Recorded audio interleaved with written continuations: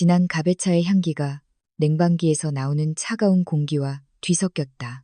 바퀴 의자에 앉아 허공을 응시하는 강선우에게 서울 평창동 저택의 넓고 호화로운 거실에 익숙한 이 향기는 그녀의 개인적인 지옥에서 또 다른 하루가 시작되었음을 알리는 신호였다. 그녀의 얼굴에는 아무런 감정이 없었다. 한때 총명함과 결단력으로 빛나던 그녀의 눈은 이제 텅 비고 생기가 없었다. 지난 6개월 동안 그녀가 완벽하게 착용하는 법을 배운 가면이었다. 어머, 사모님 정말 죄송해요. 그녀보다 나이가 절반은 어린 아가씨, 최윤아의 가늘고 억지로 걱정하는 듯한 목소리가 정적을 깼다. 선우가 무슨 일이 일어나고 있는지 이해하기도 전에 뜨거운 액체가 그녀의 허벅지 위로 쏟아졌다. 그녀의 하얀 실내복 원피스가 순식간에 검은 찬물로 물들었다. 타는 듯한 통증이 갑자기 허벅지를 타고 번졌다. 뼛속까지 찌르는 듯한 날카로운 고통이었다. 그녀 몸의 첫 반응은 비명을 지르며 고통의 근원지를 밀쳐내는 것이었다. 하지만 6개월간의 인내로 단련된 그녀의 정신은 더 빨랐다. 그녀는 숨을 참았다. 피맛이 느껴질 때까지 볼 안쪽을 깨물었다. 다른 고통으로 또 다른 고통을 이겨냈다. 그녀는 움직이지 않았고 눈도 깜빡이지 않았다.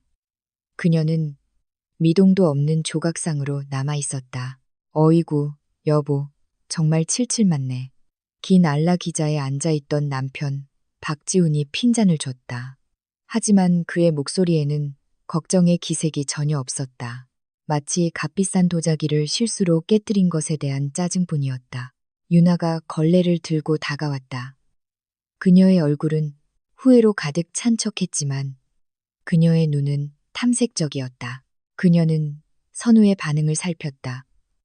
이것은 시험이었고 선우는 그것을 알고 있었다. 그녀가 혐오하는 식물인간이 아직 감각이 남아있는지 알아보기 위한 잔인한 시험이었다. 이것 봐, 자기야. 유나가 선우에게 들릴 만큼 큰 소리로 지훈에게 속삭였다. 아무렇지도 않은 것 같아. 정말 감각이 없나 봐. 찬물만 아깝네. 지훈이 비웃었다. 내가 말했잖아. 그냥 숨쉬는 가구일 뿐이라고. 유나는 조심성 없이 쏟아진 찬물을 닦았다. 거친 걸레질은 선우의 피부에 열기를 더욱 퍼뜨렸다. 스치는 손길 하나하나가 모욕이었다. 인내의 매 순간이 거대한 희생이었다. 선우는 모든 것을 견뎠다. 그녀의 마음은 이 모든 위장의 끝에 있을 보상이라는 단 하나의 목표에 집중되어 있었다. 잠시 후 그들은 다시 그녀를 거실 한가운데에 내버려 두었다. 지우는 영상 수상기 시청으로 돌아갔고 유나는 아무 일도 없었다는 듯이 손전화 화면을 계속 쓸어내렸다. 그들에게 선우는 사람이 아니라 귀찮은 존재, 버려야 할 썩어가는 과거의 기억일 뿐이었다. 조용한 고통 속에 앉아있는 동안 선우의 마음은 과거로 돌아갔다. 그녀는 집안을 둘러보았다. 그녀가 직접 고른 색으로 칠해진 벽, 그녀가 30년 동안 힘들게 번 돈으로 산 가구들, 이 저택의 구석구석은 그녀의 땀과 피와 눈물로 지어졌다.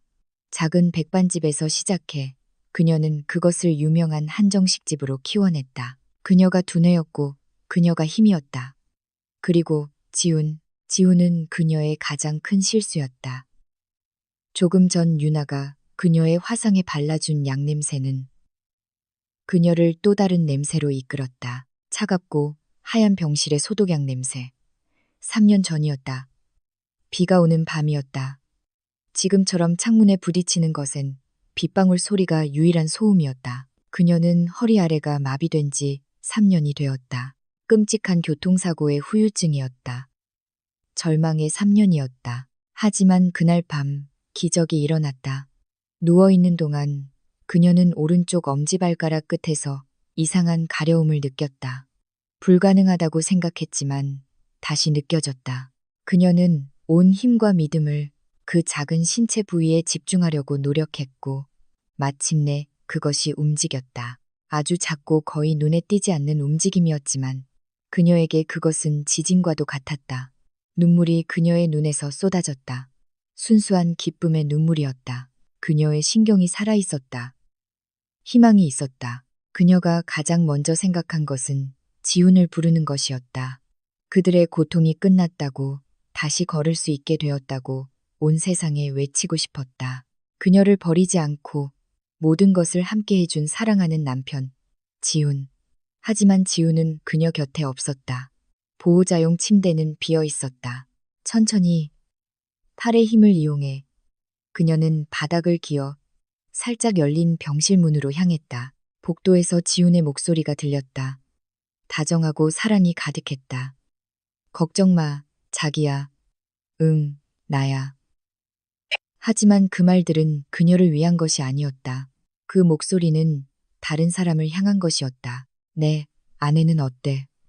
희미하게 들리는 상대방의 목소리가 물었다. 지훈은 웃었다. 세상에서 가장 차가운 웃음소리였다. 아직도 식물인간 같아. 의사 말로는 희망이 없대. 평생 불구로 살아야 한대. 그냥 죽기만 기다리는 거지. 선우는 숨을 멈췄다. 차가운 바닥이 얼어붙는 것 같았다. 그 사람 재산은 어떻게 하고? 그러니까 자기야. 우리가 좀 참아야 해.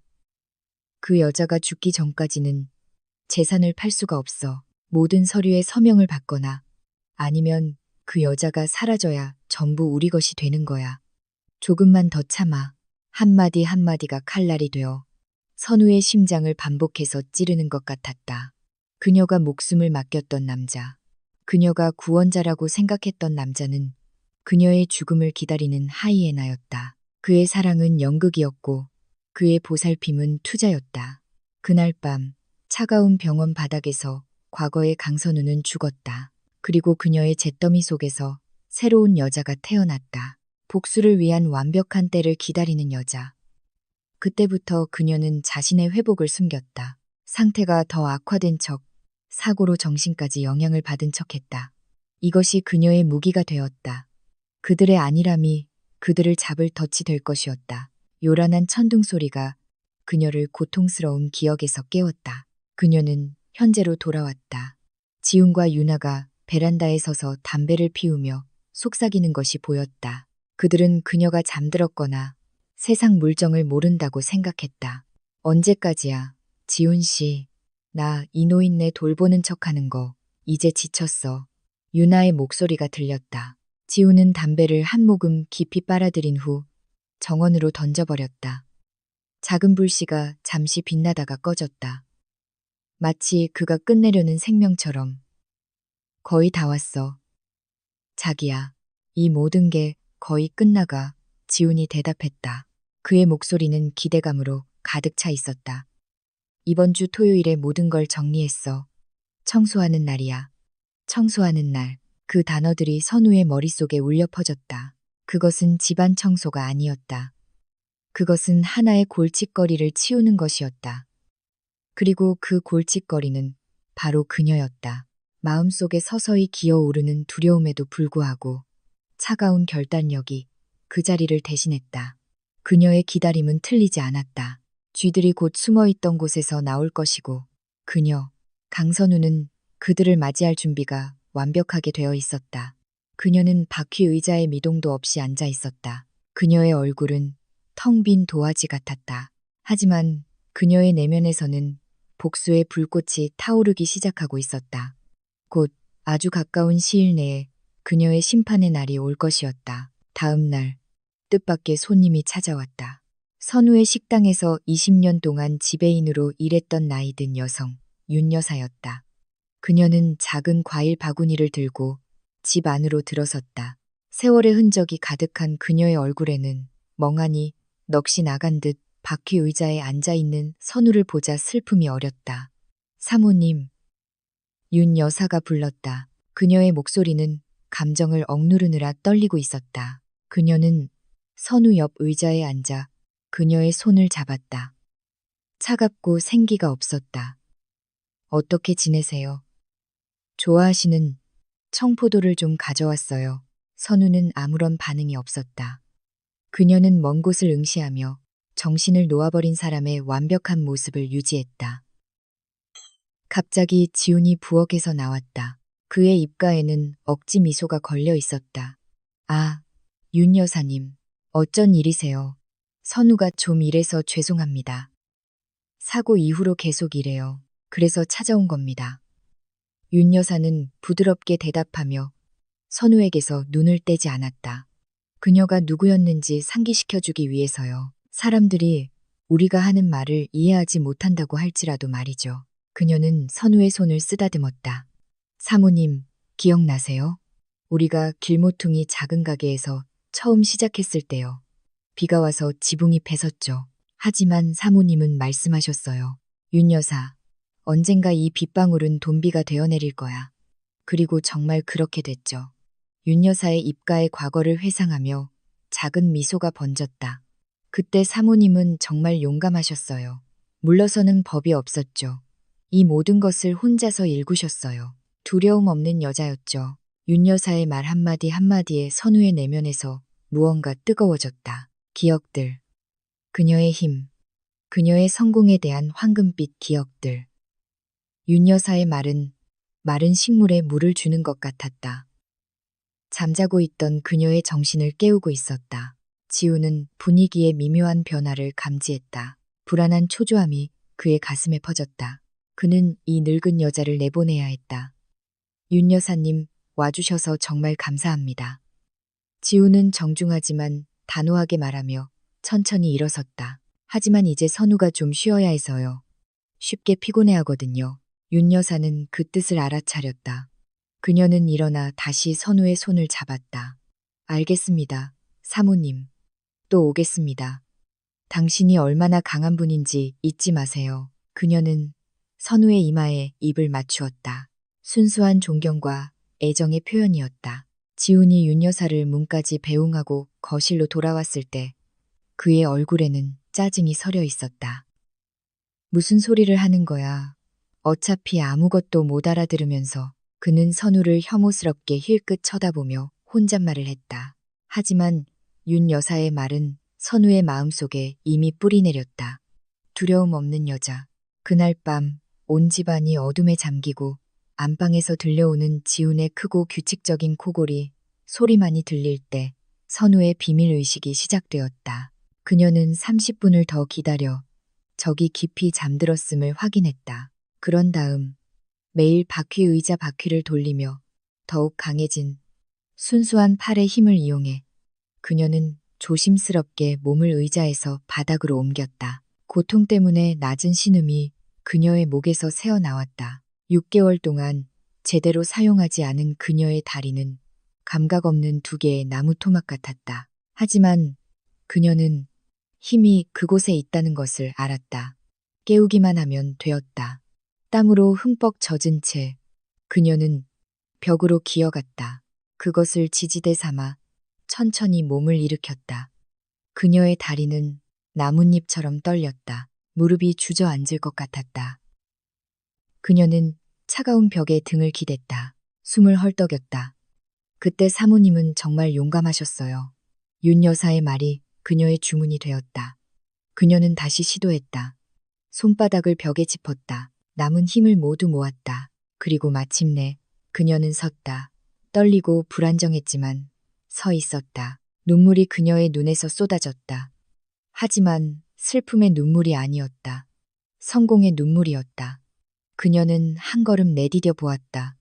하나, 둘, 한 걸음 한 걸음이 오랫동안 쉬었던 몸에 대한 승리였다. 어둠 속을 걸으며 그녀는 지지대로 3을 탁자를 더듬었다. 하지만 손을 짚는 순간 무언가를 건드렸다. 액자에 담긴 사진. 요란한 소리가 밤의 정적 속에 울려 퍼졌다. 그 소리는 총성처럼 크게 들렸다. 선우는 얼어붙었다. 심장이 가슴을 뚫고 나올 것처럼 미친 듯이 뛰기 시작했다. 방에서 지훈의 코골이가 멈추고 신음소리가 들렸다. 뭐야? 아직 잠에 취한 지훈의 목소리가 들렸다. 바퀴 의자로 돌아갈 시간이 없었다. 찰나의 순간 위험에 단련된 선우의 정신은 결정을 내렸다. 그녀는 의자에서 떨어진 것처럼 바닥으로 쓰러졌다. 눈을 감았다. 호흡을 가다듬고 입가에서 침이 흐르도록 내버려 두었다. 무력한 환자로서의 역할로 돌아갔다. 복도에 불이 켜지고 지훈이 나왔다. 눈을 비비며 그는 깨진 액자 옆 바닥에 쓰러져 있는 선우를 보았다. 젠장. 지훈이 짜증스럽게 중얼거렸다. 걱정의 기색은 전혀 없었다. 잠을 방해받은 것에 대한 순수한 짜증뿐이었다. 그는 선우에게 다가가 쌀가마니처럼 무자비하게 그녀를 들어 올렸다. 그녀를 바퀴 의자에 거칠게 던져 넣었다. 그녀가 다쳤는지 확인조차 하지 않았다. 그는 불을 끄고 방으로 돌아가며 귀찮다는 듯 중얼거렸다. 선우는 어둠 속에 남겨졌다. 심장이 진정되고 있었다. 넘어지고 지훈의 거친 행동에 몸이 아팠다. 하지만 그녀의 내면에서는 미소가 지어졌다. 그녀는 또 하나의 시험을 통과했다. 아직 들키지 않았다. 다음 날 아침, 지훈이 그녀에게 다가왔다. 아침 식사를 하면서 그의 얼굴은 가짜 걱정으로 가득했다. 선우야, 내 사랑. 그는 그녀의 머리를 쓰다듬으며 다정하게 말했다. 생각해봤는데 당신이 항상 집에만 갇혀있지 않도록 신선한 공기가 필요할 것 같아. 선우는 그를 쳐다볼 뿐 얼굴은 여전히 텅 비어 있었다. 지우는 미소를 지었다. 눈까지는 웃지 않는 미소였다. 양평에 좋은 곳을 알아. 조용하고 나무도 많고 공기도 정말 신선해. 토요일에 소풍 가자. 어때? 우리 둘만. 선우는 거의 알아챌 수 없을 정도로 느리게 고개를 끄덕이는 것으로만 대답했다. 좋아. 지훈이 그녀의 뺨을 두드리며 말했다. 분명 마음에 들 거야. 지훈은 등을 돌려 식사를 계속했다. 만족스러운 표정이었다. 그는 선우의 눈을 스쳐 지나간 섬광을 보지 못했다. 얼음과 불의 섬광, 초대는 이루어졌다.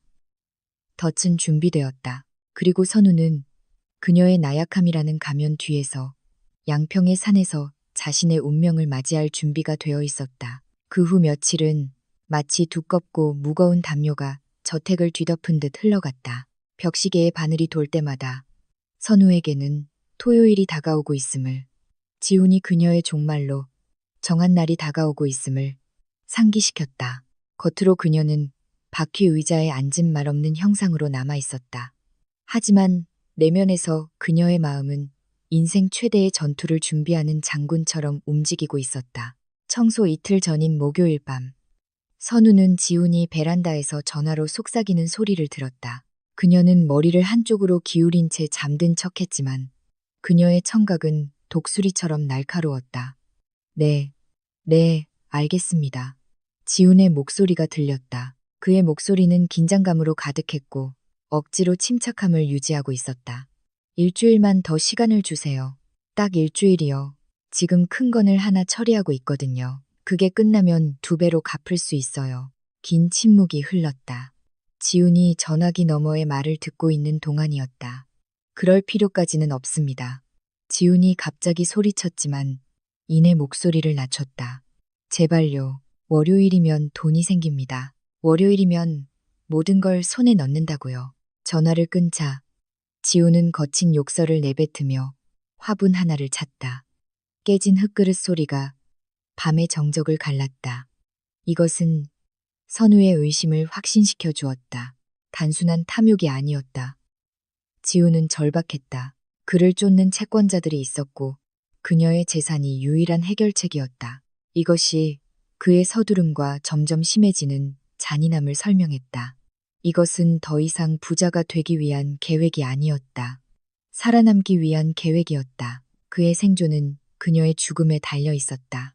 심판의 전날 밤인 금요일, 지훈은 그녀가 기다리던 조치를 취했다. 선우는 그 순간을 기다렸다. 평소처럼 그녀는 지훈의 큰 코골이, 소리가 들리기를 기다렸다. 하지만 그날 밤, 지훈은 그녀의 우유에 평소보다 더 많은 양의 자모는 약수면제를 탔다. 그녀는 전부 마신 척했다. 하지만 그가 등을 돌렸을 때 그녀는 조심스럽게 입안의 내용물 대부분을 이불 아래 숨겨둔 수건에 뱉어냈다. 몇 시간이 흘렀다. 선우는 지훈이 그녀의 침대로 다가오는 것을 느꼈다. 그에게서 술 냄새가 났다. 그의 무거운 그림자가 창문으로 들어오는 달빛을 가렸다. 그녀는 숨을 느리고 깊게 쉬며 미동도 없이 누워 있었다. 깊은 잠에 빠진 사람의 완벽한 모방이었다. 심장이 가슴에서 요동쳤다. 올 것이 왔구나. 그녀는 지훈의 거친 손이 부드럽게 그녀의 오른손을 잡는 것을 느꼈다. 그의 손길은 다정하지 않았다. 도구를 잡는 것과 같았다. 그는 천천히 그녀의 손을 들어 올렸다. 어둠 속에서 그녀의 모든 재산 서류와 은행 계좌 사본이 저장된 작은 전자판상기, 즉 전자금고의 화면 불빛이 어렴풋이 보였다. 그 판상기는 지문을 인식해야 열 수 있었다. 그것이 모든 것의 열쇠였다. 그는 선우의 엄지손가락을 기기 옆 작은 감지기 센서에 눌렀다. 깊은 잠에 빠진 척하며 선우는 숨을 죽였다. 그녀는 화면의 차가운 유리와 그녀의 손가락 위에 놓인 지훈의 손가락의 온기를 느꼈다. 하지만 화면에는 지문이 인식되지 않습니다라는 붉은 문구가 나타났다. 지훈은 미간을 찌푸렸다. 아마도 잘못 눌렀을 것이다. 그는 이번에는 더 조심스럽게 반복하며 선우의 엄지손가락 끝 전체가 감지기에 닿도록 했다.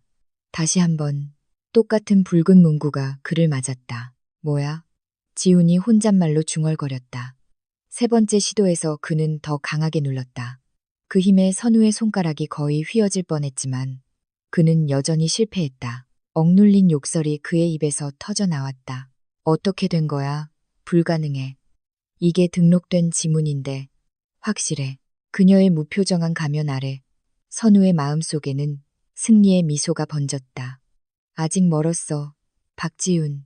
그녀는 속으로 말했다. 그렇게 쉽게 내줄 거라고 생각했어? 그녀는 몇 주 전 어느 날 밤을 떠올렸다. 전화기 너머 김민준 변호사의 지시에 따라 그녀는 조심스럽게 체계 시스템에서 자신의 지문을 삭제하고 그녀만이 아는 비밀번호로 교체했다. 그것은 작은 조치였지만 지훈이 무너뜨릴 수 없는 벽이었다.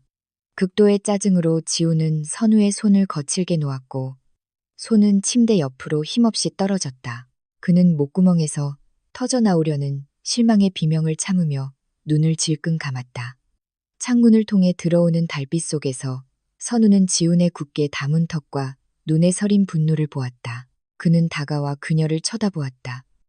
그의 숨결에서는 술과 혐오의 냄새가 났다. 선우의 일부는 그가 너무 화가 나서 그녀를 해치거나 바로 그 자리에서 끝내버릴지도 모른다고 두려워했다. 하지만 그는 그녀가 최소한 내일까지는 살아 있어야 했다. 그의 다음 계획, 더 영구적이고 확실한 해결책은 그녀가 아침까지 살아있는 것에 달려 있었다. 젠장, 마비된 주제에 끝까지 귀찮게 하네. 지훈이 허공에 대고 화난 듯이 속삭였다. 그는 잠든 선우의 모습을 혐오스럽게 쳐다보았다. 그런 다음 심호흡을 하며 억지로 자신을 진정시켰다. 그래, 푹 자둬. 그는 얼음장 같은 목소리로 말했다. 내일이면 다 끝날 테니까. 영원히 편히 쉬라고. 그는 등을 돌려 자기 방으로 돌아갔다. 문이 희미한 소리를 내며 닫혔고 선우는 어둠 속에 남겨졌다. 지훈의 모든 말이 쇠 낙인처럼 그녀의 마음에 새겨졌다. 그녀는 그날 밤 더 이상 잠들지 못했다. 매 순간을 마음과 감정을 준비하는 데 보냈다. 그녀가 들은 것은 두려움이 아니라 확신을 가져다 주었다. 모든 의심이 옳았다는 확신. 그녀가 하려는 일이 단순한 복수가 아니라 생존을 위한 방법이라는 확신. 토요일 아침 해가 떴지만 따스함 대신 뼈 속까지 스며드는 듯한 차가움을 가져왔다. 예상대로 지훈은 평소와 다른 활기찬 모습이었다. 그는 선우에게는 먹이지도 않을 아침 식사를 준비하며 휘파람까지 불었다.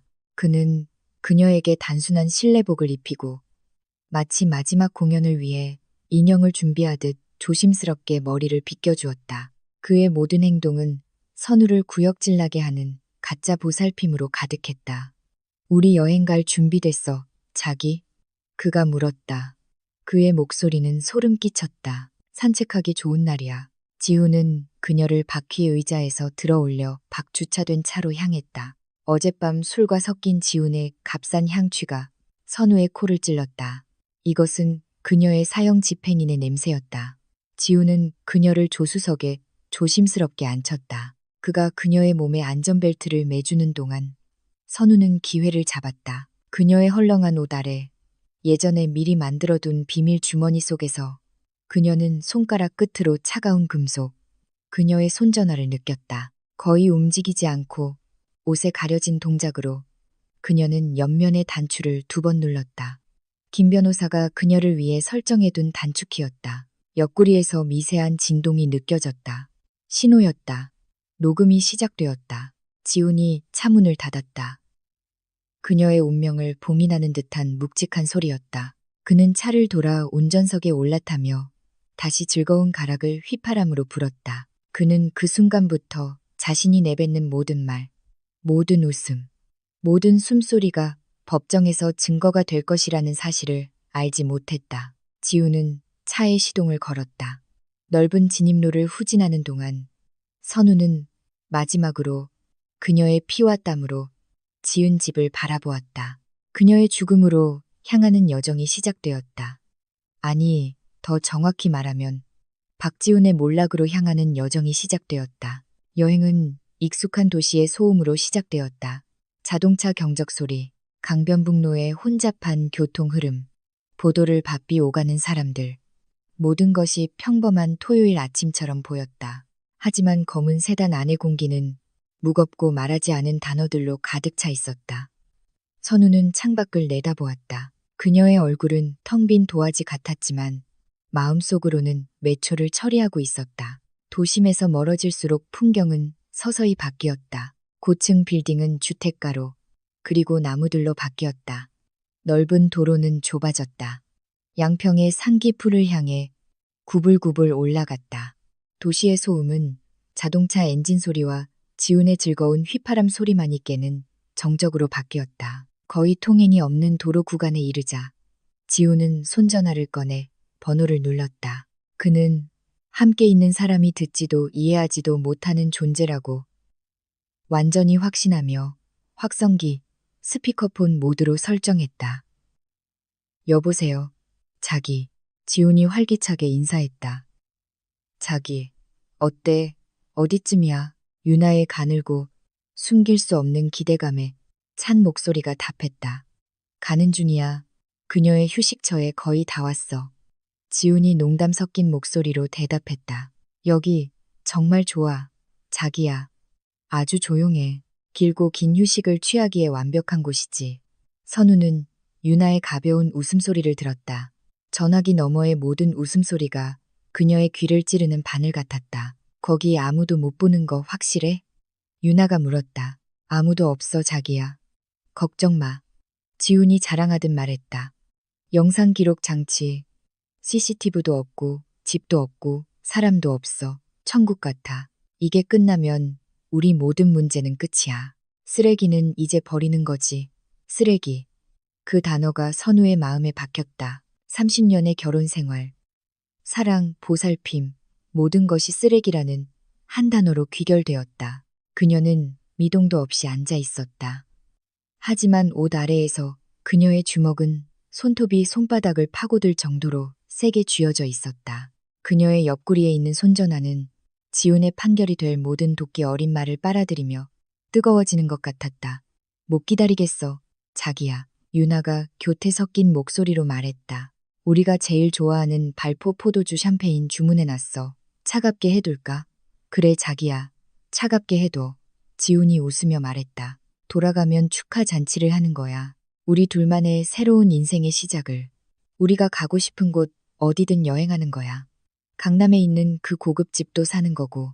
세상은 우리 것이 될 거야. 사랑해, 자기. 유나가 말했다. 나도 사랑해, 자기. 이제 끊을게.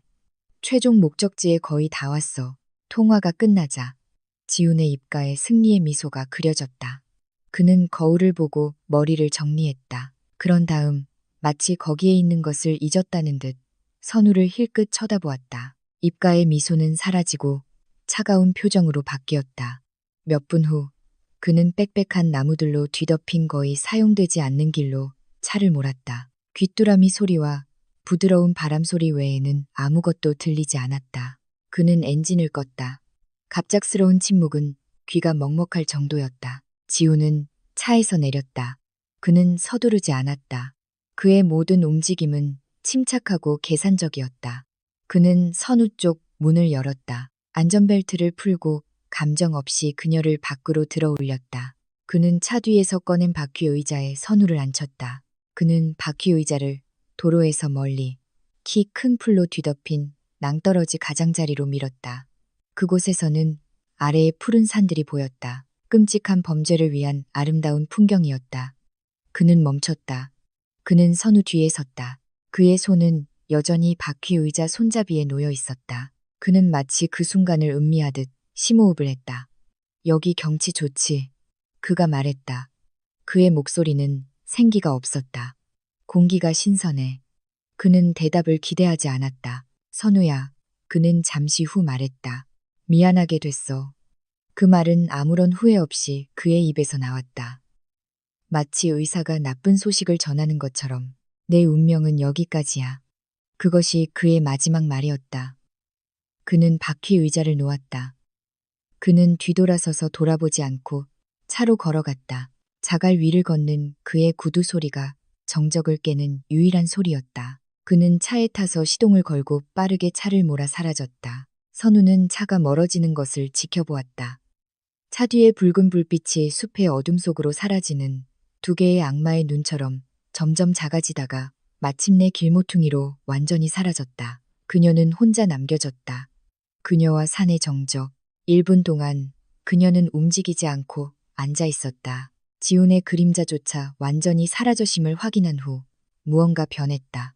그녀의 얼굴에 있던 텅 빈 표정이 서서히 사라졌다. 그것은 굳은 결의로 바뀌었다.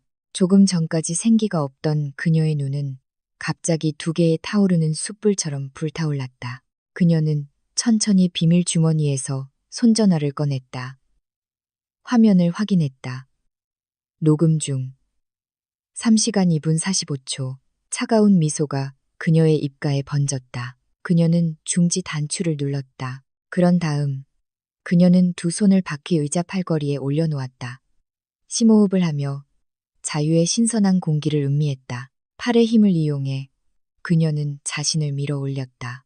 6개월 동안 쓸모없는 척했던 그녀의 다리가 굳어지고 긴장되었다. 그리고 숲의 정적 속에서 그녀가 죽도록 버려진 바로 그 장소에서 강선우는 그녀의 바퀴 의자에서 장엄하게 일어섰다. 신발 밑으로 느껴지는 거친 흙의 감촉은 선우가 거의 잊고 있던 감각이었다. 길고 긴 6개월 동안 그녀가 느낀 것은 바퀴 의자 발판의 차가운 금속뿐이었다. 이제 하늘 아래 제 발로 서자 형언할 수 없는 힘의 감각이 그녀의 온몸에 흘렀다. 그녀는 팔과 다리를 뻗었다. 뼈에서 나는 희미한 소리를 들었다. 그녀에게는 음악과 같은 소리, 부활과 재탄생의 음악이었다. 그녀의 죽음을 목격해야 했던 산바람은 그녀의 자유의 바람이 되었다. 그녀는 옆에 있는 바퀴 의자를 보았다. 그녀의 약함, 그녀의 위장, 그녀의 인내의 상징, 그녀의 연극의 왕좌. 차가운 분노가 다시 그녀의 가슴에서 불타올랐다. 그녀는 오른발에 온 힘을 다해 그것을 찼다. 바퀴 의자는 날아가 풀밭 위를 굴러가다 낭떠러지 가장자리로 떨어졌다. 그녀는 그것이 떨어지는 것을 지켜보았다. 금속이 아래 바위와 부딪히고 찌그러지고 부서져 형체 없는 쇠조각이 될 때까지 그 거친 소리는 계곡에 울려 퍼졌다. 지훈을 기다리는 미래의 완벽한 표현이었다. 마지막 메아리가 사라지자 그녀는 손전화를 집어들었다. 두려움이나 추위 때문이 아니라 끓어오르는 아드레날린 때문에 손이 떨렸다. 그녀는 연락처에서 김민준 변호사의 이름을 찾아 통화 단추를 눌렀다. 한 번의 신호음이 울리자마자 전화가 연결되었다. 사모님, 괜찮으세요? 김 변호사의 걱정스러운 목소리가 그녀를 맞았다. 아주 괜찮아, 김 변호사. 선우가 대답했다. 그녀의 목소리는 스스로도 놀랄 만큼 침착하고 단호했다. 생각보다 훨씬 더 괜찮아. 하느님 감사합니다. 김 변호사가 말했고 선우는 그가 안도의 한숨을 내쉬는 것을 들었다. 위치 추적 장치, GPS로 보고 있었습니다. 그가 떠났습니까? 방금 떠났어. 선우가 지훈의 차가 마지막으로 사라진 길을 바라보며 말했다. 축배 터뜨리러 신나서 집에 갔겠지. 녹음은 하셨습니까? 모든 걸, 그 여자와의 통화, 나에게 한 마지막 말들, 모든 세부사항까지 우리에게 필요한 모든 것을 가졌어. 완벽합니다. 김 변호사가 말했다. 사모님, 지금 그쪽으로 가고 있습니다. 순경들과 함께요. 10분이면 도착합니다. 거기서 움직이지 마세요. 걱정 마. 선우가 말했다. 씁쓸한 미소가 그녀의 입가에 번졌다. 그가 술병 마개를 따기까지는 시간이 좀 걸릴 거야. 우리에겐 아직 시간이 있어. 기다리는 동안 선우는 걸었다. 한 걸음, 한 걸음이 시험이었고 오랫동안 부정했던 다리를 사용하는 법을 다시 배우는 것이었다. 근육이 아팠지만 그녀는 개의치 않았다. 모든 통증은 그녀가 살아있고 강하다는 것을 상기시켜 주었다. 그녀의 마음은 처음 김 변호사에게 도움을 청하기 위해 전화했던 밤으로 돌아갔다. 3달 전이었다. 그녀는 밤의 어둠 속에서 잠든 지훈에게서 멀리 떨어져 집 바닥을 기고 있었다. 소리 없이 집을 빠져나오는데 성공했다. 기적이었다. 그녀는 동네 입구 모퉁이 가로등 아래에서 기다렸다. 한밤중의 그림자. 낡은 차를 탄 김 변호사가 도착했다. 그가 변호사 시험을 공부할 때 그녀가 도와주었던 젊은 변호사는 눈앞의 광경을 믿을 수 없었다. 강력하고 존경받는 사업가 강선우가 차가운 시멘트 바닥에 앉아 있었다. 옷은 더러웠고 얼굴은 절망으로 가득했다. 사모님, 김 변호사가 외치며 그녀를 돕기 위해 달려왔다. 김 변호사, 나 좀 도와줘. 선우가 울먹이며 말했다. 남편이 날 죽이려 해. 김 변호사의 차 안에서 1시간 동안 선우는 모든 것을 털어놓았다. 사고, 위장, 배신, 지훈의 계획, 그녀는 그동안 모아온 초기 증거들을 보여주었다. 비밀 통화 녹음, 지훈이 잠들었을 때 찍은 서류 사진들. 이건 살인 미수와 공모입니다. 사모님. 김 변호사가 전문가적인 분노가 서린 얼굴로 진지하게 말했다. 하지만 우리는 더 강력하고 부인할 수 없는 증거가 필요합니다. 알아. 선우가 눈물을 닦으며 말했다. 그가 계획을 실행하도록 둬야 해. 현행범으로 잡아야 해. 하지만 사모님, 너무 위험합니다. 김 변호사가 반대했다. 이 방법밖에 없어. 선우가 단호하게 말했다. 그녀의 눈은 결의로 불타고 있었다. 내 인생의 3년을 그에게 걸었어. 하루 더 거는 게 뭐 대수겠어. 내 목숨과 그의 목숨을 건 싸움에서 내가 이길 거라고 확신해. 그날 밤부터 그들은 동맹이 되었다. 그들은 극도의 신중함으로 계획을 세웠다. 김 변호사가 방문객인 척하며 바퀴 의자 밑에 붙인 위치 추적기, 손전화 녹음기, 김 변호사가 신뢰하는 순경들과의 협력, 모든 세부 사항이 연구되었다. 이제 그 모든 계획이 결실을 맺었다. 자동차 엔진 소리가 그녀의 생각의 흐름을 끊었다. 멀리서 순찰차 한 대가 다가오는 것이 보였고 그 뒤를 김 변호사의 차가 따르고 있었다. 차들이 그녀 앞에 멈췄다. 김 변호사가 먼저 내렸고 2명의 제복 입은 순경이 뒤따랐다. 그들의 얼굴은 충격으로 가득했다. 쓰러져 다친 모습이 아니라 흙이 좀 묻었지만 위험 있게 굳건히 서 있는 선우를 보았을 때 사모님, 김 변호사가 말했다. 그의 목소리에는 감탄을 숨길 수 없었다. 와줘서 고마워, 김 변호사. 선우가 말했다. 순경 한 명이 다가왔다. 부인, 괜찮으십니까? 다친 곳은 없으십니까? 선우는 순경을 본 다음 넓은 산을 바라보았다. 그녀는 심호흡을 했다. 이제 아픈 곳은 없어요. 그녀가 말했다. 이제는요. 그녀는 손전화를 김 변호사에게 건넸다. 여기 다 있어요. 들어보세요. 김 변호사가 순경들이 들을 수 있도록 녹음을 재생하는 동안 선우는 순찰차 뒷좌석에 탔다. 그녀는 주머니에서 작은 쌈지를 꺼냈다. 그 안에는 입술연지가 있었다. 그녀가 식당의 여왕이었을 때 가장 좋아했던 선명한 붉은색, 지훈이 오랫동안 그녀에게 금지했던 색이었다. 아픈 사람에게는 어울리지 않는다고 말하면서 작은 거울을 이용해 그녀는 조심스럽게 입술에 연지를 발랐다. 거울에 비친 그녀의 얼굴은 창백하고 지쳐 있었다. 하지만 그녀의 눈은 빛나고 있었고 입술의 붉은색은 선원이었다. 그들이 무시했던 여자가 돌아왔다. 준비됐어요. 녹음이 끝나고 김 변호사와 순경들이 차에 타자 그녀가 말했다. 김 변호사가 앞 좌석에서 그녀를 바라보았다. 어디로 갈까요? 사모님. 차가운 미소가 선우의 붉은 입술에 다시 그려졌다. 집으로 가요. 그녀가 말했다. 잔치를 망칠 시간이에요. 서울로 돌아오는 길은 아침의 여정과 정반대였다. 순찰차 안의 침묵은 두려움의 침묵이 아니라 기다림의 침묵이었다. 저택에 가까워질수록 매 킬로미터마다 선우의 심장 박동이 빨라졌다. 불안 때문이 아니라 기대의 찬 분노 때문이었다. 창밖으로 익숙한 풍경들은 마치 긴 비극의 마지막 막을 위한 연극 무대처럼 보였다. 순찰차가 그들의 동네 문을 통과했을 때 김 변호사는 순경에게 차를 멀리 떨어진 모퉁이에 세우라고 신호했다. 집을 볼 수 있을 만큼 가깝지만 눈에 띄지 않을 만큼 멀리 제 신호를 기다려 주십시오. 김 변호사가 순경에게 속삭였다.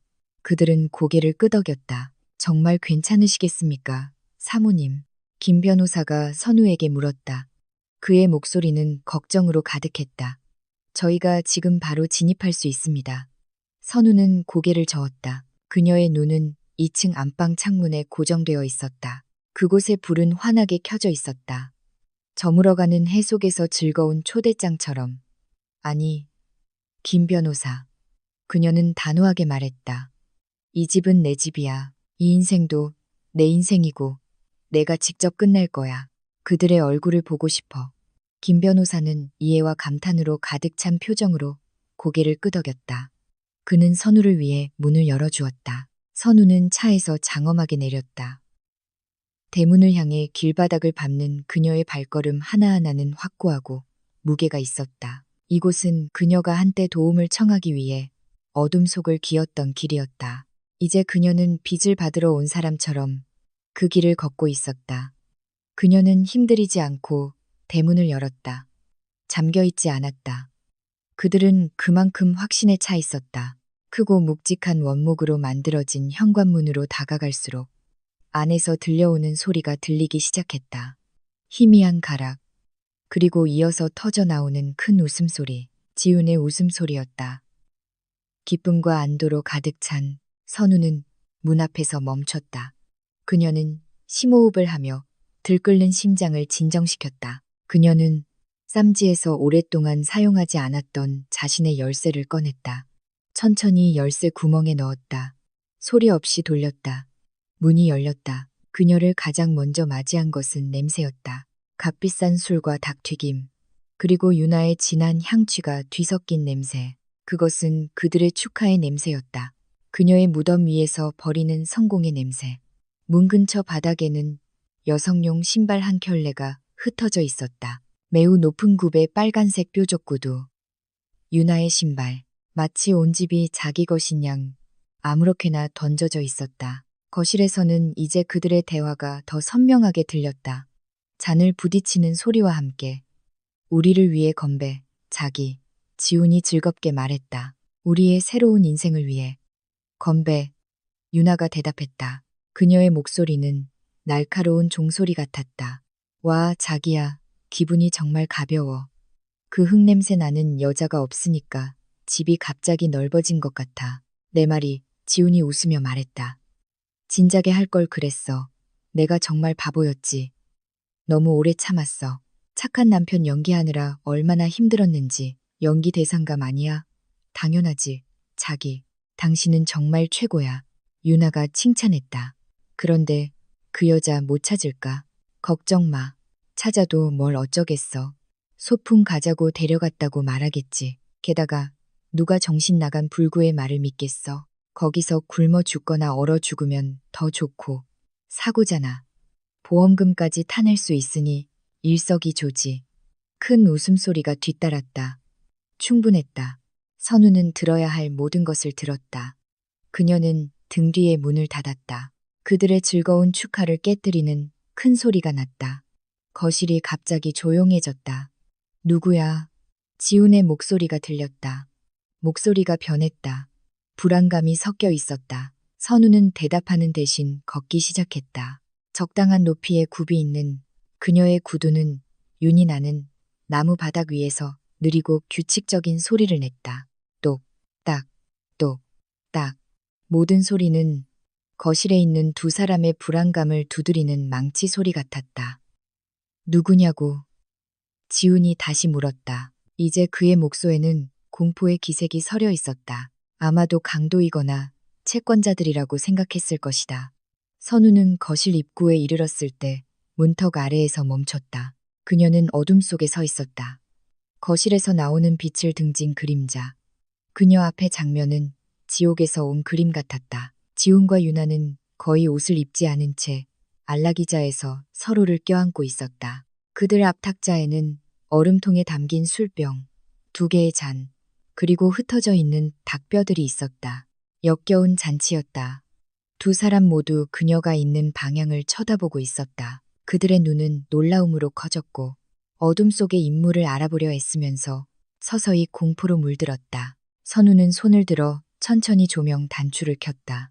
천장 전등의 밝은 빛이 갑자기 무대의 커튼이 올라가듯 방 전체에 쏟아졌다.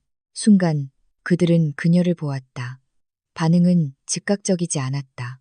그들의 마음이 불가능한 것을 처리하려고 애쓰는 동안 귀가 먹먹할 정도의 정적이 흘렀다. 지훈이 먼저 정신을 차렸다. 그의 얼굴에서 핏기가 한순간에 사라졌다. 입이 벌어졌지만 아무 소리도 나오지 않았다. 그의 눈은 순수한 공포로 가득 찼다. 유나는 비명을 질렀다. 중간에 끊기는 날카롭고 떨리는 비명. 그녀는 들고 있던 잔을 떨어뜨렸다. 대리석 바닥에 떨어져 깨지는 소리가 정적 속에서 폭발했다. 귀신. 지훈이 의자에서 뒤로 물러서며 떨리는 목소리로 말했다. 그는 유나를 방패처럼 자기 앞으로 밀었다. 귀신이야. 아니, 넌 진짜가 아니야. 선우는 천천히 미소 지었다. 눈까지는 웃지 않는 미소. 얼음통의 얼음보다 더 차가운 미소였다. 살아있어, 박지훈. 그녀가 말했다. 목소리는 차분했지만 새로 간 칼날처럼 날카로웠다. 돌아왔어. 내가 초대받지 못하면 너희 잔치가 아깝잖아. 안 그래? 그녀의 목소리를 듣자 두 사람은 더욱 경악했다. 너 말하잖아. 유나가 거의 속삭이듯 말했다. 그녀의 얼굴은 땀과 눈물로 젖어 있었다. 어떻게 너희가 나에 대해 모르는 게 많지. 선우가 말하며 천천히 빗속으로 걸어 들어갔다. 한 걸음 한 걸음이 선언이었고 모든 움직임이 위협이었다. 예를 들어 내가 6개월 동안 너희를 지켜보고 듣고 기다렸다는 거 알고 있었어. 지우는 미친 사람처럼 고개를 젓기 시작했다. 불가능해. 내가 널 산에 버렸어. 그래, 버렸지. 선우가 탁자로 다가가며 말했다. 그리고 넌 평생 그날을 후회하게 될 거야. 그녀는 얼음통에서 차갑고 축축한 술병을 집어들었다. 안에 황금빛 액체를 쳐다보았다. 그들의 축하를 위한 음료. 그런 다음 그녀는 지훈 뒤에서 공포에 떨고 있는 유나에게 시선을 돌렸다. 그녀는 병을 들어 올렸다. 건배할 시간이야. 선우가 얼음장 같은 목소리로 말했다. 하지만 이번에는 내가 건배사를 하지. 방 안에 공기가 얼어붙는 것 같았다. 차가운 이슬이 천천히 떨어지는 술병을 든 선우를 보며 유나의 눈이 공포로 커졌다. 입술이 떨렸다. 나오지 않는 말을 만들려고 애썼다. 안 돼. 제발. 유나의 간청은 거의 들리지 않았지만 선우의 눈에는 자비가 없었다. 그녀는 애원해도 아랑곳하지 않고 빠르지만 정확한 동작으로 술병의 내용물 전부를 유나의 머리 위에 부었다. 차가운 액체가 녹은 얼음과 함께 폭포처럼 쏟아졌다. 유나는 충격과 추위에 비명을 질렀다. 그녀의 공들인 머리는 즉시 엉망이 되고 젖었으며 얼굴은 흐르는 술로 뒤덮였다. 거품이 눈에 들어가 타는 듯한 통증을 유발했다.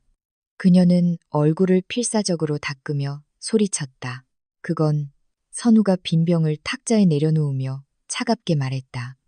내 허벅지에 쏟았던 뜨거운 찬물에 대한 답이야.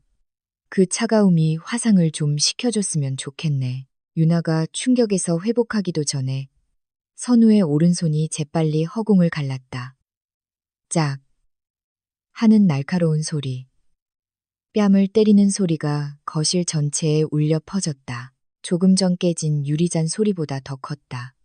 유나의 머리가 한쪽으로 강하게 돌아갔다. 선우의 손자국이 즉시 그녀의 뺨에 붉게 나타났다. 그녀의 하얀 피부에 지워지지 않는 낙인. 그녀는 고통과 불신으로 가득 찬 눈으로 얼굴을 감쌌다. 그런 다음 선우는 지훈에게로 돌아섰다. 지훈은 공포에 질려 얼어붙은 조각상 같았다. 예전의 자신감과 오만함은 완전히 사라지고 구석에 몰린 쥐의 모습으로 변했다. 그는 말을 하려 했고 애원하려 했지만 공포가 목을 막았다. 그리고 이건 선우가 속삭였다. 모든 단어에 3년간의 인내의 무게가 실려 있었다. 그녀의 손이 다시 한번 허공을 갈랐다. 지훈을 때린 뺨은 더 강했고 더 많은 분노로 가득했다. 그 소리는 마치 공기 자체를 깨뜨리는 것 같았다. 지훈은 의자 위로 쓰러졌다. 붉게 부어오른 얼굴을 감싸쥐었다. 그의 눈은 공포와 굴욕의 눈물로 가득했다. 내 인생의 3년에 대한 대가야. 선우가 격한 감정에 가슴을 들썩이며 단호하게 말했다. 내가 무시하고 쓰레기처럼 버린 3년. 이어진 침묵은 비명보다 더 귀가 먹먹했다. 선우는 거실 한가운데에 서 있었다. 숨이 찼지만 자세는 굳건했다. 마치 판결을 내린 판사 같았다. 침묵을 깬 것은 유나였다. 흐느낌 사이로 그녀는 지훈을 원망스럽게 쳐다보았다. 다 너 때문이야. 그녀가 소리쳤다. 목소리는 분노와 공포로 갈라져 있었다. 계획이 완벽하다고 했잖아. 이제 문제 없다고 했잖아. 거짓말쟁이. 닥쳐. 이 마녀 같은 년아. 지훈이 힘겹게 일어나며 맞받아쳤다. 너랑 내 사치 때문이 아니었으면 이렇게까지 안 됐어. 네가 날 부추겼잖아. 그들이 서로를 비난하는 것을 보는 것. 그녀를 파멸시키기 위해 뭉쳤던 두 사람이 서로를 비난하는 것을 보는 것은 선우의 입가에 씁쓸한 미소를 짓게 했다. 조금 전까지 축하했던 그들의 사랑은 첫 번째 시련의 재가 되어버렸다. 선우는 손을 들었다. 때리기 위해서가 아니라 신호를 보내기 위해서. 문을 향한 간단한 몸짓. 그 순간 현관문이 세차게 열렸다. 김 변호사가 들어왔고 4명의 제복 입은 순경들이 뒤따랐다. 그들의 얼굴은 진지했고 행동은 신속했다. 움직이지 마. 순경 중 한 명이 소리쳤다. 지훈과 유나의 시선은 새로 온 사람들에게로 향했다. 그들의 얼굴에 남아있던 마지막 희망의 끈이 완전히 사라졌다. 끝이었다. 순경 2명이 재빨리 그들에게 다가갔다. 박지훈 씨, 최은아 씨. 순경이 수갑을 꺼내며 공식적인 어조로 말했다. 살인 공모 및 살인 미수 혐의로 당신들을 체포합니다. 아니야, 난 잘못 없어. 이 사람이 다 꾸민 거야. 유나가 뒤로 손이 묶이며 발버둥치며 소리쳤다. 거짓말. 내가 날 부추겼잖아. 지훈이 차가운 금속이 손목에 채워지는 동안 저항할 힘도 없이 맞받아쳤다. 그들이 끌려 나가는 동안 그들의 눈은 선우를 향한 분노로 가득했다. 그들은 미쳐 날뛰는 개 같았다. 문에 이르렀을 때 지훈은 멈춰서 마지막으로 선우를 쳐다보았다. 그의 눈에 있던 공포는 순수한 증오로 바뀌었다. 아직 안 끝났어. 강선우. 그가 외쳤다. 모든 단어에 독이 가득했다. 기억해둬. 오늘 일을 후회하게 될 거야. 하지만 그 위협은 선우에게 아무런 영향을 미치지 못했다. 그녀는 그저 그를 쳐다볼 뿐이었다. 얼굴은 침착하고 감정이 없었다. 그녀는 더 이상 두렵지 않았다. 그가 위협할 수 있었던 여자는 오래전 차가운 병원 바닥에서 죽었다. 그녀는 그들이 순찰차에 타는 것을 지켜보았다. 깜빡이는 빨강과 파랑 불빛이 어두운 밤을 가르며 그들의 패배한 얼굴을 비췄다. 사이렌 소리가 차가 멀어지면서 점점 커지다가 마침내 먼 메아리가 되었다. 선우는 파괴된 거실 한가운데에 남겨졌다. 술병은 탁자에 쓰러져 있었고 깨진 유리는 바닥에서 반짝였으며 술과 공포의 냄새가 공중에 남아 있었다. 잔치는 끝났다. 그녀는 천천히 창가로 다가가 어둠 속으로 사라지는 순찰차를 지켜보았다. 아주 오랜만에 처음으로 그녀는 안도의 한숨을 내쉬었다. 그것은 기쁨의 한숨이 아니었다. 마침내 풀려난 무거운 짐의 한숨이었다. 복수는 끝났지만 그녀는 자신의 삶을 위한 진짜 싸움은 이제 막 시작되었다는 것을 알고 있었다. 사이렌 소리가 사라지고 집은 다시 무거운 침묵에 휩싸였다. 하지만 이것은 평화의 침묵이 아니었다. 모든 것이 파괴되고 혼란스러운 폭풍 후의 침묵이었다. 선우는 과거의 잔해 속에서 홀로 남겨졌다. 술과 공포의 냄새가 여전히 공기 중에 스며 있었다. 김 변호사가 다가왔다. 그의 얼굴에는 감탄과 걱정이 뒤섞여 있었다. 사모님, 첫 번째 단계는 끝났습니다. 하지만 다음 싸움은 법정에서입니다. 선우는 고개를 끄덕였다. 그녀의 눈은 피곤했지만 단호했다. 알아요, 김 변호사. 준비됐어요.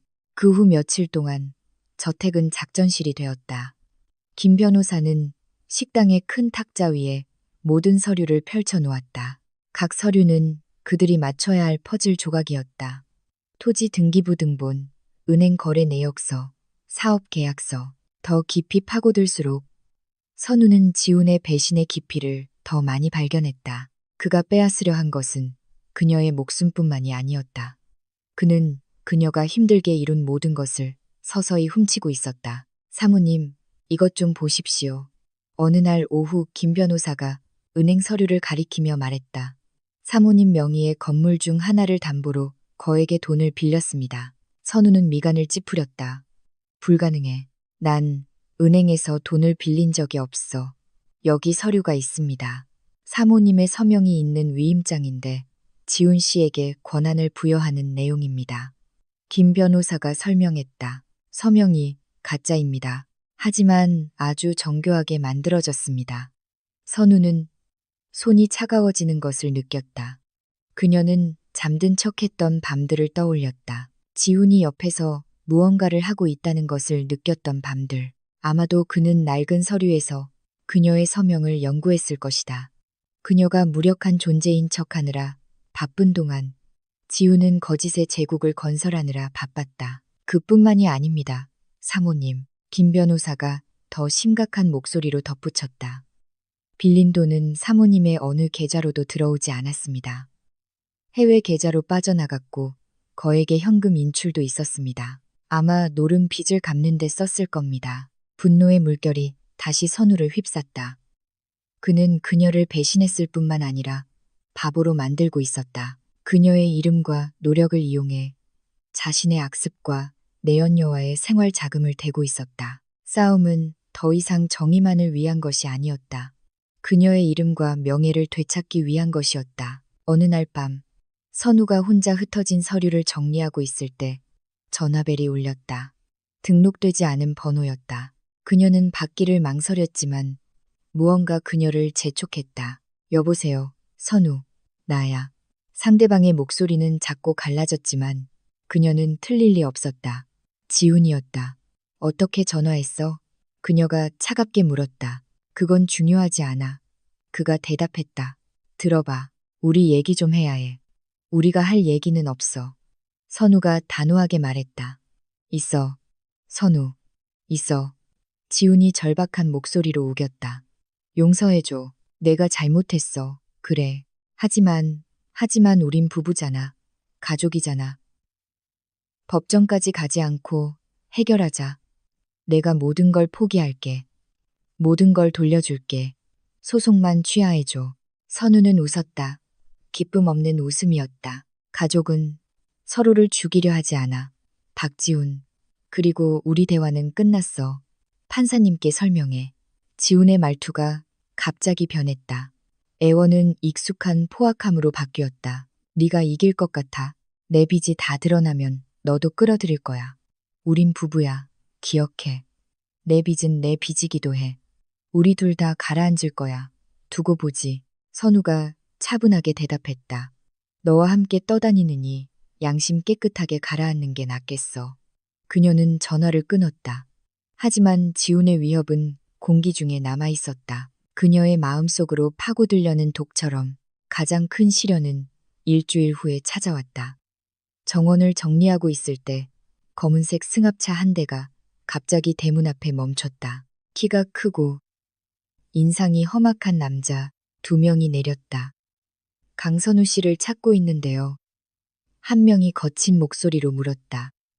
선우는 대답하지 않았다. 그녀는 천천히 뒤로 물러섰다. 우리 사장님이 전화라는 말씀이 있는데 남자가 대문으로 천천히 다가오며 계속했다. 내 남편이 일을 해결하지 않으면 너한테 대신 받을 수도 있다고. 사고는 가끔 2번씩 일어나거든. 위협은 분명하고 소름 끼쳤다. 지훈의 채권자들이었다. 농담을 모르는 사람들. 그 순간 진짜 공포가 선우의 심장을 파고들었다.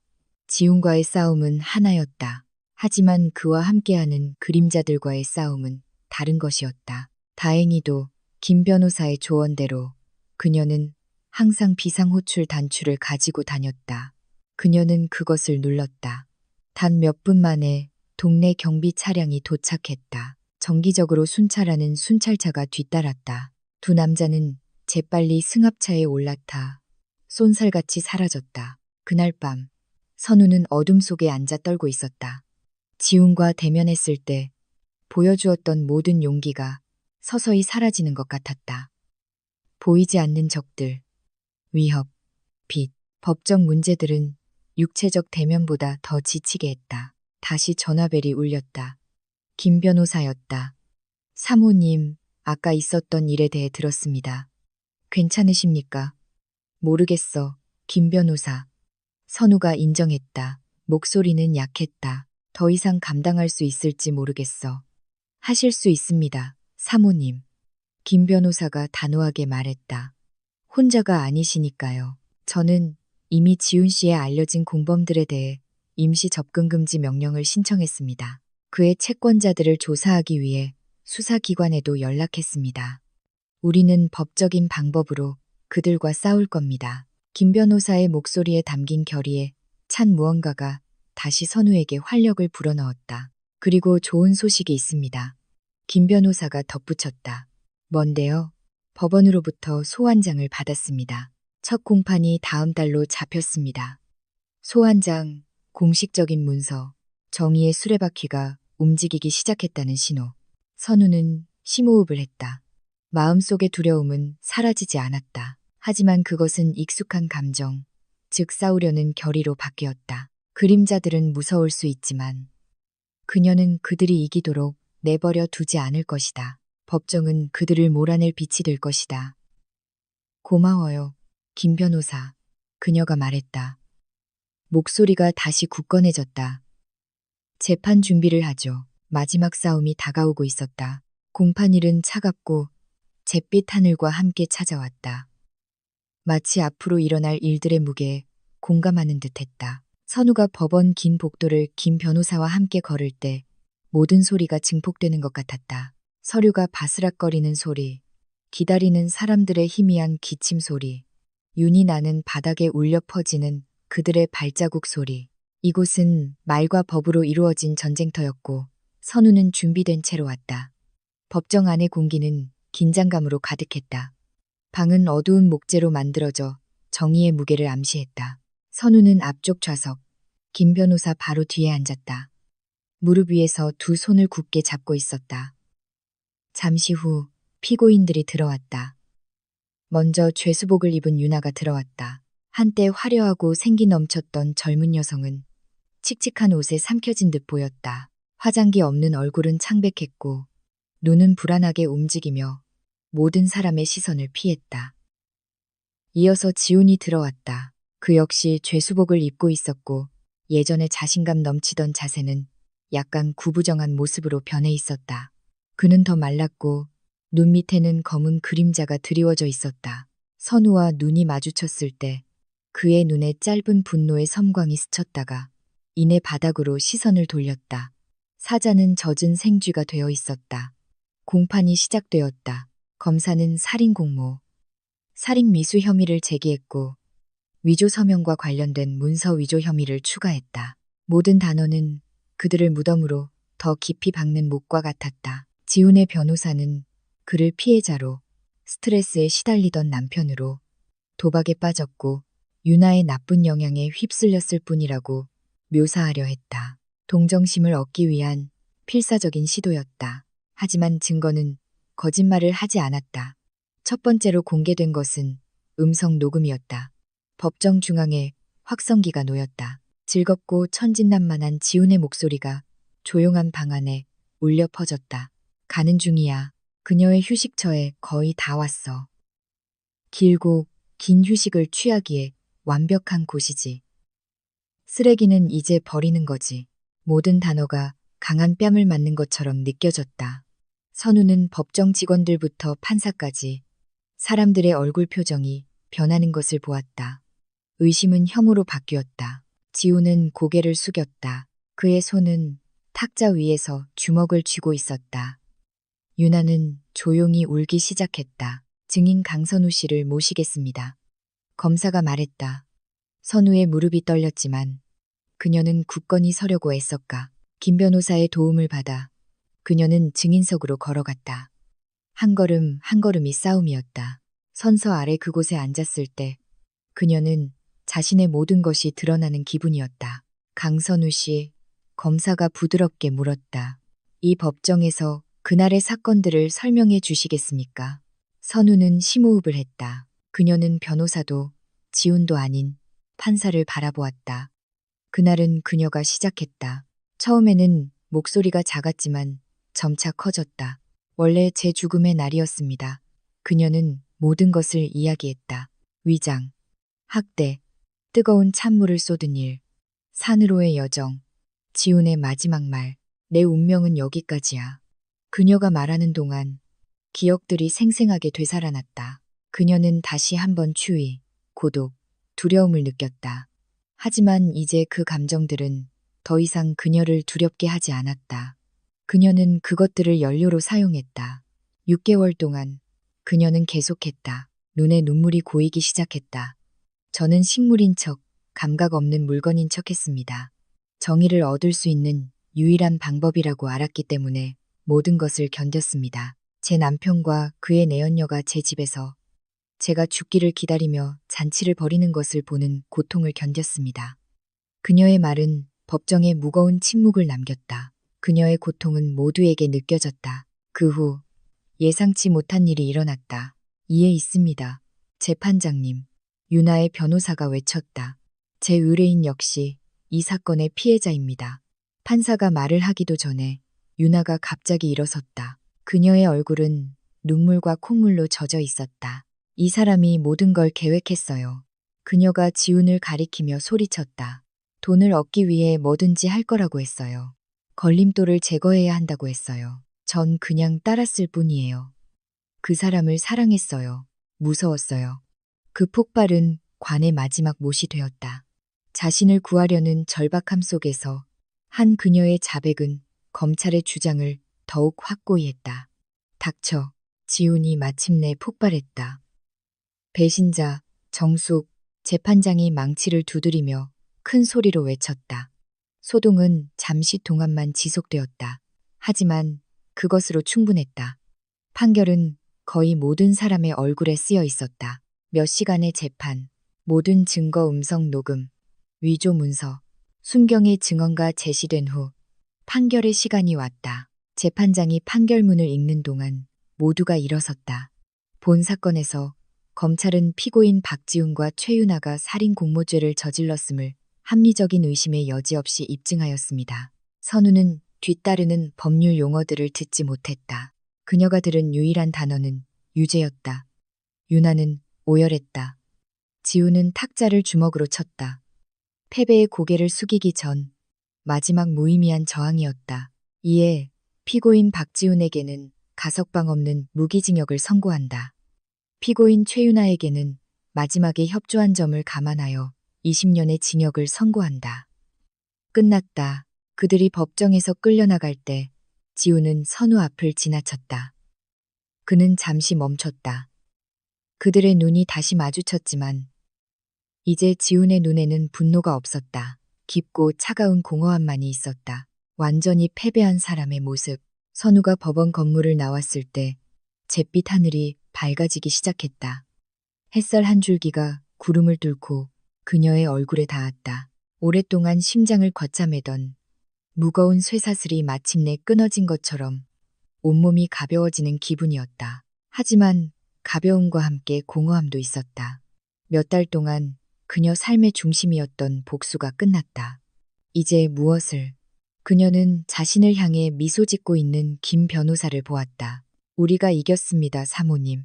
선우는 고개를 끄덕였고 아주 오랜만에 처음으로 작지만 진정한 미소가 그녀의 입가에 번졌다. 네, 김 변호사, 우리가 이겼어요. 법정에서의 싸움은 끝났다. 그녀 자신을 위한 싸움은 이제 막 시작될 것이었다. 판결 후의 날들은 기묘한 고요함 속에서 지나갔다. 한때 위장과 전쟁의 무대였던 집은 과거의 망령으로 가득 찬 넓고 텅 빈 공간이 되었다. 구석구석마다 추억이 있었고 선우는 그곳에 머무는 한 그 추억의 포로로 남을 것임을 깨달았다. 그래서 어느 날 그녀는 큰 결정을 내렸다. 집을 팔 거예요. 그녀는 한때 가꾸었던 정원이 보이는 베란다에 앉아 김 변호사에게 말했다. 정말이십니까? 사모님, 김 변호사가 물었다. 네, 선우가 확신에 찬 목소리로 대답했다. 이 집은 사랑으로 지어졌지만 거짓으로 더러워졌어요. 박지훈과 최윤아의 그림자가 없는 곳에서 새로 시작해야 해요. 그것은 쉽지 않았다. 집을 파는 것은 많은 추억과 마주하는 것을 의미했다. 짐을 싸면서 그녀는 낡은 사진 묶음을 발견했다. 그들의 사진이 있었다.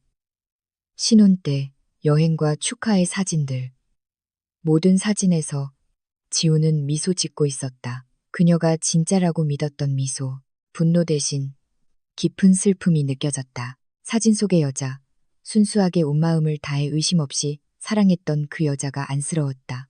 그녀는 천천히 사진첩을 닫았다. 버리지 않았다. 잊혀진 것이라고 표시된 상자에 넣었다. 숨기기 위해서가 아니라 그것이 그녀가 이제 뒤로 해야 할 삶의 일부임을 받아들이기 위해서. 몇 달이 지나 집은 팔렸다. 그 돈의 일부로 선우는 도시의 소음과 혼란에서 멀리 떨어진 남쪽의 조용한 곳에 작지만 아늑한 단층집을 샀다. 모든 법적 비용을 지불한 후 남은 돈은 조심스럽게 은행에 넣었다. 어느 날 오후 새 정원에서 차를 마시고 있을 때 그녀의 충실한 전 지배인인 윤 여사가 찾아왔다. 사모님, 윤 여사가 말했다. 그녀의 눈이 빛나고 있었다. 이제 예전 모습으로 돌아오셨네요. 제가 알던 강선우 사모님이요. 선우는 진심으로 가볍게 미소 지었다. 고마워요, 윤 여사. 하지만 이 강선우는 다른 사람인 것 같아요. 더 강하고 더 신중해졌죠. 아직 뭔가 부족해요. 사모님이 끓이시던 김치찌개 냄새, 그릇 부딪히는 소리, 식당의 활기요. 윤 여사의 말은 선우의 마음속 무언가를 건드렸다. 오랫동안 잊고 있던 감정, 그녀의 열정, 요리, 사람들이 음식을 통해 행복해지는 장소를 운영하는 것. 그 순간 그녀의 마음속에 생각이 떠올랐다. 더 이상 큰 식당은 필요 없었다.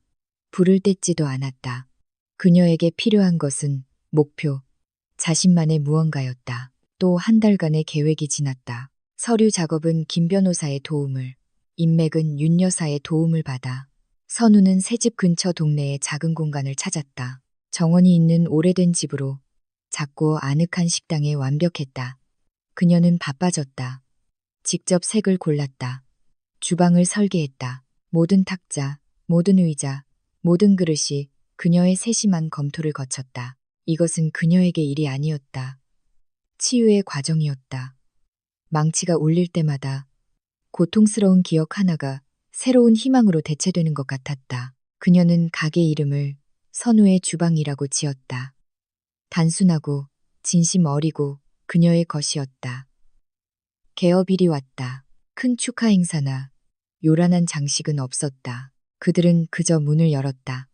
처음 들어온 손님은 가족이었다. 어린 두 자녀를 둔 부부. 그들은 정원 옆 탁자에 앉았다. 단순한 흰색 앞치마를 두른 선우가 주문을 받으러 다가갔다. 안녕하세요. 그녀가 억지스럽지 않은 미소로 인사했다. 가족은 김치찌개, 갈비찜, 된장찌개를 주문했다. 선우는 주방으로 돌아왔다. 마음은 긴장과 설렘으로 가득했다. 채소를 썰고 재료를 볶는 동안 모든 동작이 익숙하고 편안했다. 이곳이 그녀가 속한 곳이었다. 이것이 그녀의 세상이었다. 음식이 나간 후 그녀는 멀리서 가족의 반응을 지켜보았다. 아버지가 뜨거운 김치찌개 국물을 맛보고 얼굴이 환해지는 것을 보았다. 아이들의 즐거운 웃음소리를 들었다. 그 순간 김치찌개 국물보다 더 뜨거운 감정이 선우의 온몸에 흘렀다. 이것이 성공이었다. 지훈과 유나가 감옥에 간 것이나 돈을 되찾은 것이 아니라 자신의 재능을 통해 다른 사람들을 행복하게 만드는 것, 자신의 정직한 노력의 결실을 보는 것. 그날 밤 문을 닫고 윤 여사와 함께 탁자를 닦으면서 선우는 창밖을 내다보았다. 밤은 고요했다. 별들이 빛나고 있었다.